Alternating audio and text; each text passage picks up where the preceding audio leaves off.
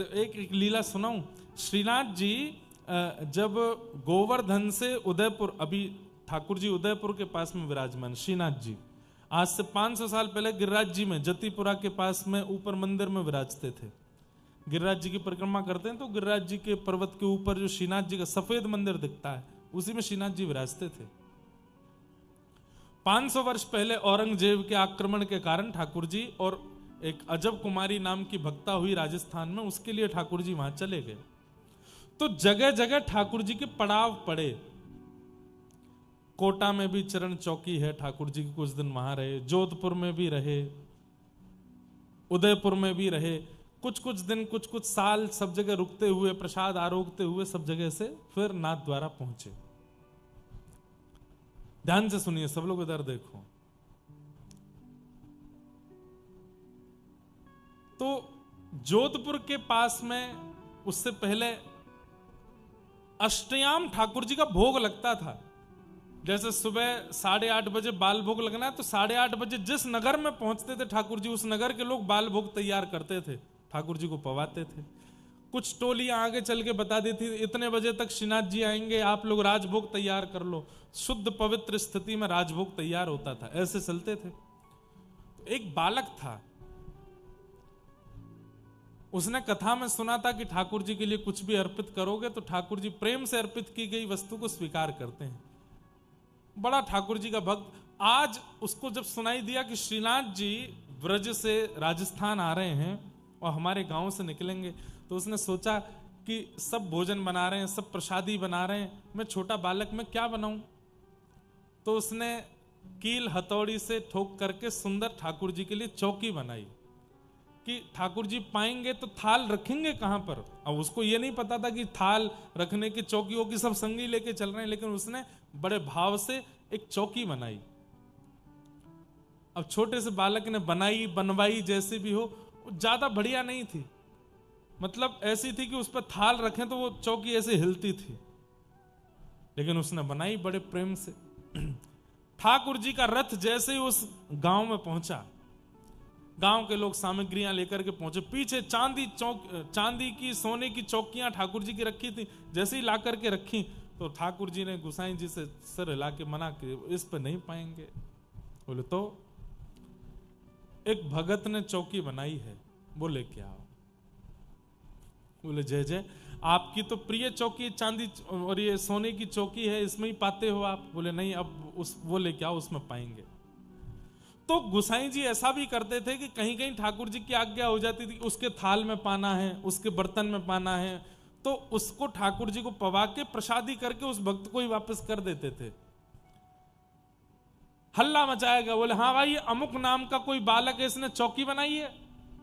वो बालक पीछे खड़ा था चौकी लेकर के, वो रोने लगा, अरे मेरी चौकी मंगाई। बोले ठाकुर जी कह रहे तुम चौकी लाओ। उसने चौकी दी और चौकी के अंजर पंजर सब ढीले ढाले थे, ज्यादा बढ़िया अच्छे से बनी नहीं थी।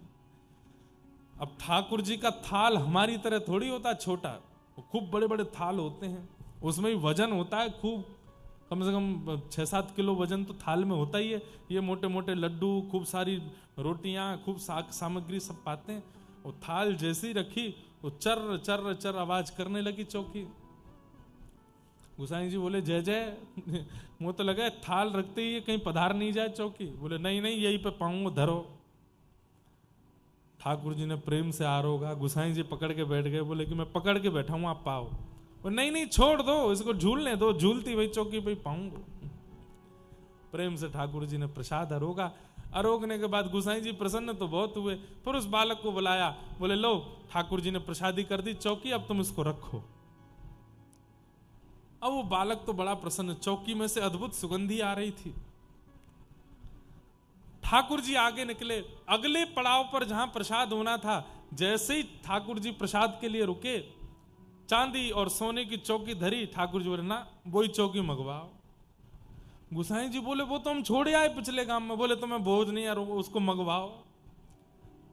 गुसाई जी बोले जय जय, बात चौकी में कहा है ऐसो, कोई नग नहीं लगे, चांदी नहीं लगो। बोले नहीं, मुझे नहीं पता, मुझे वही चौकी मंगवाओ। फिर से महाराज वही चौकी मंगवाई गई। उस बालक से कहा ठाकुर जी को तुम्हारी चौकी भा गई है। वही चौकी फिर से लगाई, उसमें ठाकुर जी ने प्रसाद पाया। आश्चर्य की बात, आज भी श्रीनाथ जी उसी चौकी पे प्रसाद पाते। आज भी श्रीनाथ जी के मंदिर में एक समय की प्रसादी ठाकुर जी की आज भी उसी चौकी पे ही आती है, उसी पे ही पाते हैं, झूलती वही चौकी है। अब तो हमने दर्शन तो नहीं किया पर सुना है उसका भाव। आज भी उसी चौकी पे पाते हैं ठाकुर जी। कितने प्रेमी हैं ठाकुर जी, कैसा प्रेम है उनके चित्त में। तो वो भक्त ठाकुर जी को लेकर के उड़ीसा गया, रास्ता भर प्रसाद बनाता गया, छम छम आवाज आती थी। जैसे ही उड़ीसा पहुंचे तो नूपुरों की आवाज आनी बंद हुई। उसने पीछे मुड़ के देखा तो ठाकुर जी वहीं स्थिर हो गए। बोले हमने मना किया था मत देखो। बोले आवाज ही नहीं आ रही नूपुर की। ठाकुर जी बोले समुद्री रेत घुस गई है नूपुरों में, इसलिए नहीं आ रही आवाज। बोले जय जय। महीना भर चल के आए हो, 8-8 बार भोजन प्रसाद पाते हुए आए हो, थोड़ी दूर मेरा गांव बचा है, चल दो ना नेक। ठाकुर जी बोले हमने कहा था कि हम स्थिर हो जाएंगे, हमको देखोगे तो, अब हम इससे आगे नहीं जाएंगे। और ठाकुर जी इसी अवस्था में स्थिर हो गए। उसने कहा अब क्या करें। बोले तो हम इतनी दूर से चल के तेरे गांव तक आ गए, अभी 2-4 किलोमीटर तेरे गांव वाले नहीं आ सकते यहाँ पे, बुला ला उनको। गांव में गया, पंचों से जाके हल्ला मचा दिया। बोले कि मैंने कहा था, तीसरे जिस व्यक्ति ने बात सुनी वो आ गए हैं, चलो। बोले तीसरा व्यक्ति तो तूने गोपाल जी बताया। तो बोले हाँ, तो गोपाल जी आ गए। गांव के लोग आश्चर्यचकित हो गए, दौड़ करके जाके देखा, आहा त्रिभंग ललित श्याम सुंदर खड़े हैं। और खड़े होकर के एक क्षण के लिए आकाशवाणी जैसे करके ठाकुर जी ने बता दिया, मेरे सामने इन वयोवृद्ध ने कहा था कि अपनी पुत्री का ब्याह इससे करेंगे, मैं इसकी साक्षी देता हूं।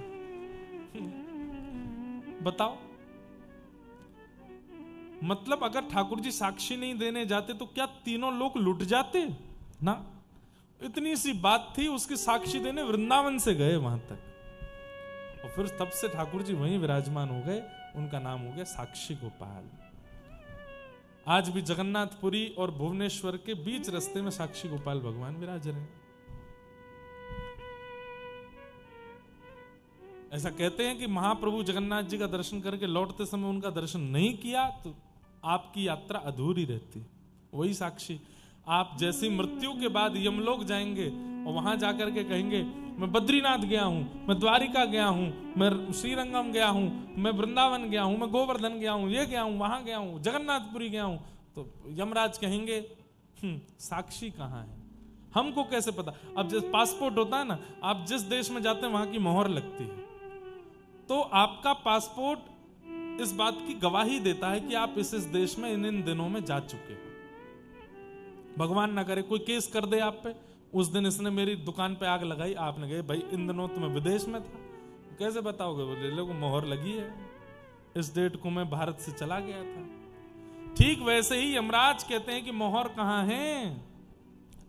तुरंत आप आंख बंद करके साक्षी गोपाल भगवान के अगर दर्शन किए होंगे तो उनका स्मरण कर लेना, हे साक्षी गोपाल भगवान आइए बता दीजिए।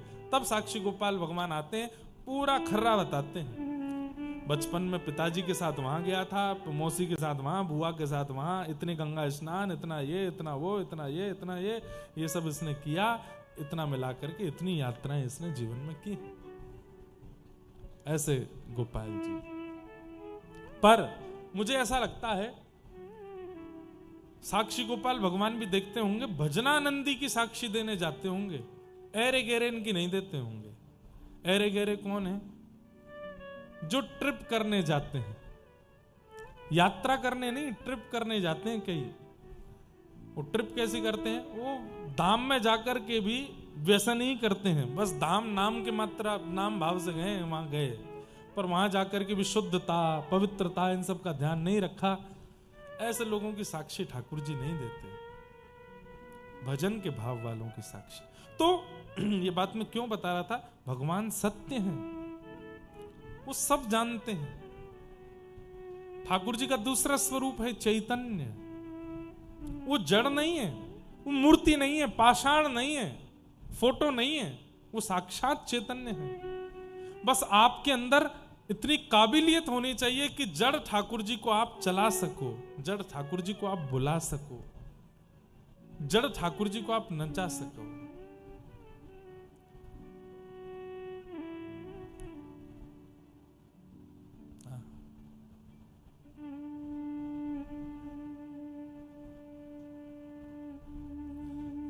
ठाकुर जी बोल सके, चैतन्य। और अंतिम है आनंद। ठाकुर जी आनंद स्वरूप है, आनंद देते हैं। ठाकुर जी सुख देते हैं, आनंद देते हैं। ऐसे ठाकुर जी को हम बारंबार प्रणाम करते हैं। तो ठाकुर जी चैतन्य हैं, ठाकुर जी आनंद हैं। अभी आयो आनंद? जोरते बताओ, आयो? तो बस यही श्री ठाकुर जी हैं। आपको पता है श्री नामदेव जी जब कीर्तन करते थे और कीर्तन में ऐसी उछल उछल के जब लोग नृत्य करते थे, अचानक से कस्तूरी की सुगंध आने लगती थी। और क्या देखते थे कि साक्षात पांडुरंग श्री विट्ठल भगवान भी आके उनके साथ नृत्य करने लगते थे। ये आनंद ही कृष्ण को प्रकट करता है, ये उत्साह ही श्री कृष्ण की प्राप्ति कराता है। बस ये उत्साह बनाए रखिएगा। नैमिषारण्य क्षेत्र में 88,000 सौनकादि ऋषि बैठे हैं। सूत जी महाराज से पूछ रहे हैं कि मानव कल्याण कलयुग में कैसे हो, उसका कोई उपाय बताइए। बहुत ध्यान से सुनिए। श्रेयसाम यत् भवेत् श्रेय पावनानां च पावनं कृष्ण प्राप्तिकरं शश्वत साधनम तद्वदाधुना। बहुत ध्यान से सुनिए। इस कलिकाल में ठाकुर जी कैसे मिलेंगे? एक बात बोलें, अभी हम नायरोबी केनिया में कथा कर रहे थे, अफ्रीका में, तो वहां नरसिंह मेहता जी का चरित्र कहा 3 दिन तक। और उस बीच में एक भाव आया कि चैतन्य महाप्रभु कहते हैं कि भैया कलयुग की बहुत निंदा मत किया करो। इधर देखिए, सब लोग ध्यान से सुनो। हम जानते हैं कि कलयुग में पाप बहुत ज्यादा है, पर फिर भी कलयुग की निंदा मत करो। क्यों? सतयुग, त्रेता, द्वापर के भक्तों की यदि मैं बात करने लगूं तो 1000 वर्ष, 100 वर्ष, 50 वर्ष, 5 वर्ष, और सबसे कम अवधि में यदि किसी को मिले तो 5 महीने में ध्रुव जी को, और सबसे ज्यादा तो 5-5 हजार साल तक लोगों ने तपस्या की, तब जाके ठाकुर जी का दर्शन होता। पर आपको पता है कलयुग में सबसे कम समय में ठाकुर जी किसको मिले? श्री नामदेव जी महाराज को मिले 3 दिन में।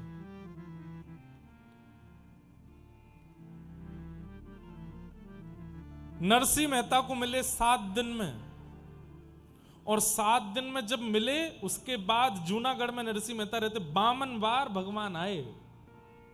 52 टाइम्स नरसिंह मेहता के पास आए ठाकुर जी इस कलिकाल में। इतने तो किसी पर कृपा नहीं की ठाकुर जी ने, ना सतयुग के भक्तों पे, ना त्रेता के भक्तों पे, ना द्वापर के भक्त, केवल कलयुग के भक्तों पर।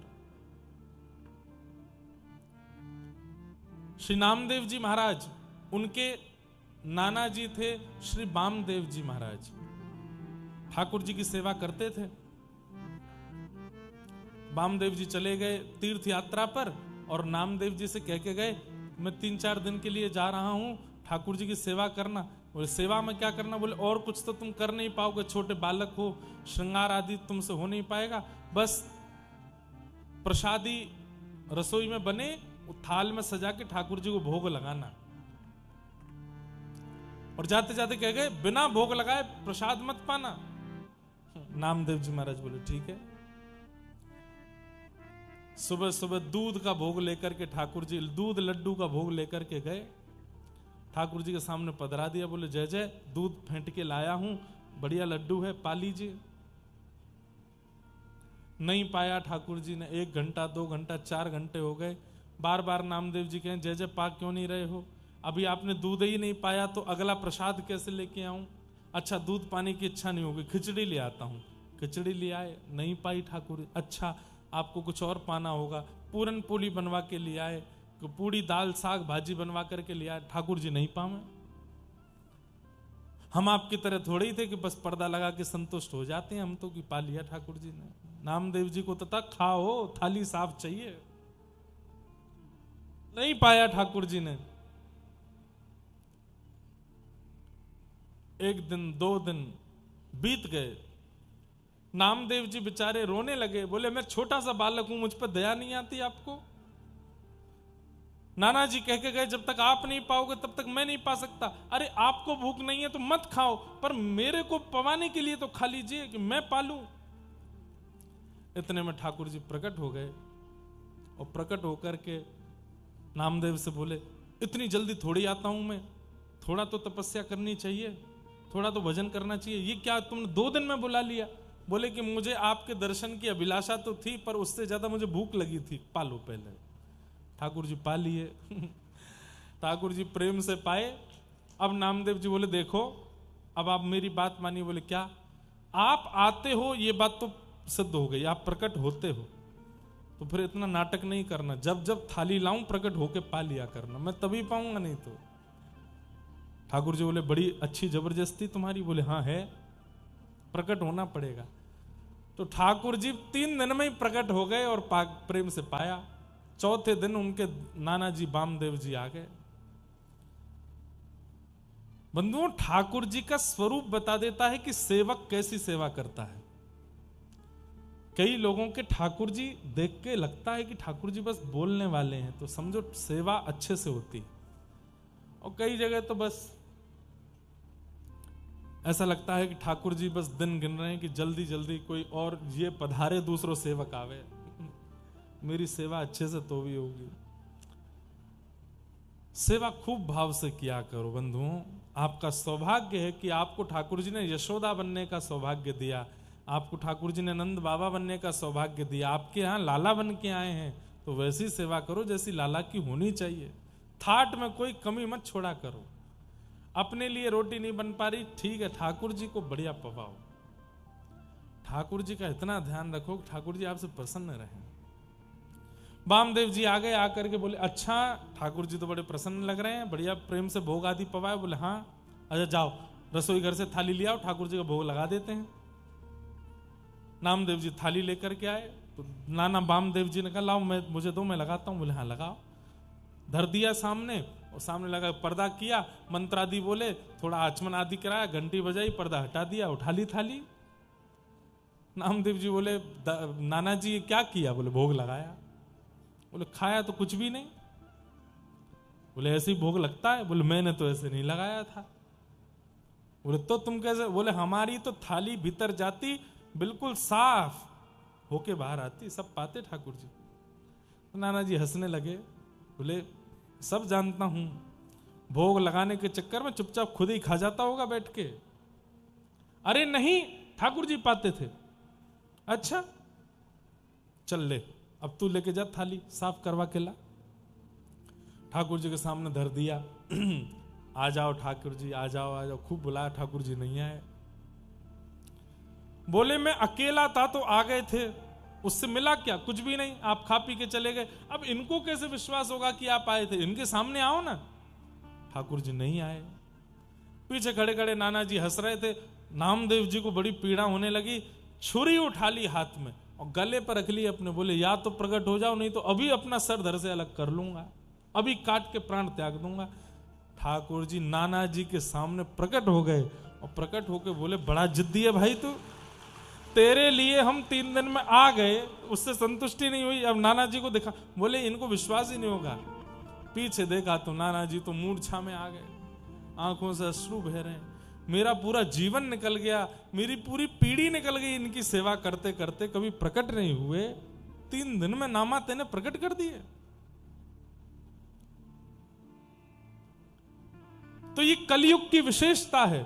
हम भले ही कलयुग में हजारों दोष मानते हैं, पर कलयुग की एक विशेषता है कि यहां ठाकुर जी बहुत जल्दी मिलते हैं। बस पुकारने वाला कोई नामदेव जैसा हो, पुकारने वाला कोई भक्तिमती मीराबाई जैसा हो, पुकारने वाला कोई नरसिंह मेहता जैसा हो। ठाकुर जी कलिकाल में तो मानो जैसे तैयार ही बैठे रहते हैं कि बस कोई बुला तो ले, उस भाव से। हम इसी उद्देश्य से कथा सुनाते हैं और कहते हैं। यही उद्देश्य होना चाहिए। इसी में ही कल्याण है कि एक बार अपने संपूर्ण जीवन काल में आपने बुलाया और ठाकुर जी आ गए। बस इसी पुण्य के लिए हम कथा सुन रहे हैं। एक बार ठाकुर जी को प्रत्यक्ष अनुभव करना है। नैमिषारण्य क्षेत्र में सौनकादि ऋषियों ने कहा कि भगवत प्राप्ति का साधन क्या है इस कलिकाल में। तब सूत जी महाराज कहते हैं, श्रीमद् भागवत, इनका आश्रय यदि ले लिया जाए तो इस कलिकाल में भागवत का आश्रय लेने से, भागवत में बताए गए नियमों का पालन करने से भगवत प्राप्ति बड़ी सरल हो जाएगी। सौनकादि ऋषियों ने कहा, महाराज आप भागवत की इतनी महिमा बता रहे हैं, इस भागवत की कुछ विशेषता बताइए। बोले और क्या विशेषता बताऊं? सुराणाम अपनी दुर्लभा, देवताओं को भी जो दुर्लभ है वो भागवत की कथा है, जो हम मानवों को मिली है। देवता नहीं सुन सकते भागवत की कथा। क्यों? व्यस्त इतने हैं, ठाकुर जी ने उनको काम दे रखा है, उस काम से उनको छुट्टी मिलती नहीं, तो कथा कैसे सुनेंगे? हम मानव ही सुन सकते हैं। जानवरों को भी दुर्लभ है, जानवर भी कथा नहीं सुन सकते। केवल और केवल मानव का अधिकार है कथा सुनने का। ऐसी भागवत की कथा जो देवताओं को भी दुर्लभ है। अरे श्री सुखदेव जी महाराज परीक्षित को कथा सुना रहे थे और उस समय देवता अमृत कलश लेकर के आए और ला करके बोले, परीक्षित तुम अमृत पान कर लो, तुमको 7 दिन में मरने का श्राप लगा, अमृत पीने से तुम अमर हो जाओगे। उसके बदले ये कथा जो सुखदेव जी सुना रहे हैं ये हमको सुनने दो। तो सुखदेव जी ने हंसी करके देवताओं से कहा, वस्तु का मोल बराबरी का होता है। अरे हीरे के बदले हीरा लिया जा सकता है, धन के बदले हीरा लिया जा सकता है, स्वर्ण के बदले हीरा लिया जा सकता है, चांदी की बहुमात्रा के बदले हीरा लिया जा सकता है, कांच के बदले हीरा नहीं लिया जाता। श्रीमद् भागवत हीरा है, मणि है, और तुम स्वर्ग का अमृत लेकर के आए हो कि इसके बदले हमको कथा दे दो। नहीं मिलेगी कथा।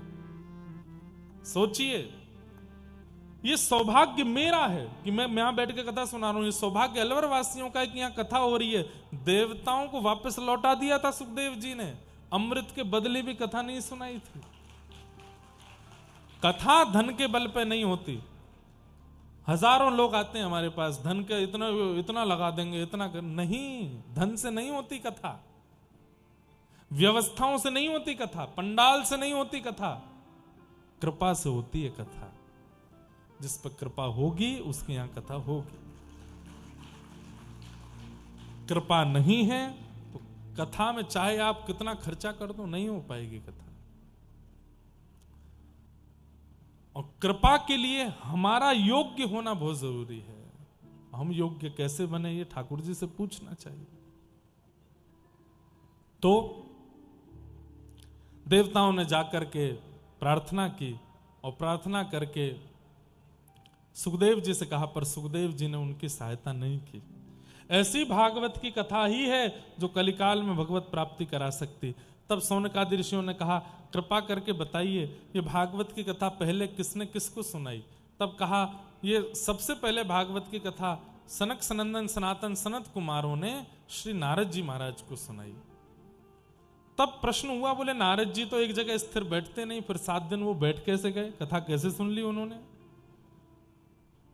तब पूरा एक प्रसंग सुनाया गया कि एक बार की बात, नारद जी बद्रिक आश्रम गए और बद्रीनाथ में जाकर के सौनक आदि ऋषियों को उन्होंने बताया, पृथ्वी को हमने बहुत अच्छा समझा था, लेकिन यहां आकर के पता चला ये पृथ्वी बिल्कुल अच्छी नहीं है।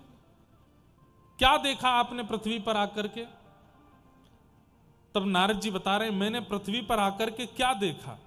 बंधुओं, जैसे विदेश की खूब प्रशंसा करते हैं कई लोग, विदेश बहुत अच्छा है, वो देश बहुत अच्छा है, लेकिन जब आप स्वयं जाओगे ना तो आपको ऐसा लगेगा इतनी प्रशंसा खाक में करी, कुछ भी नहीं था। ऐसा होता है। ऐसे ही देवलोक में पृथ्वी की बड़ी प्रशंसा होती है। अरे वृंदावन धाम, जगन्नाथपुरी, द्वारिका, बद्रीनाथ, बड़े अच्छे अच्छे दिव्य धाम हैं वहां तो। लेकिन जैसे ही नारद जी पृथ्वी का दर्शन करने आए तो बड़े डिसअपॉइंट हुए और अपना डिसअपॉइंटमेंट उन्होंने यहां बताया।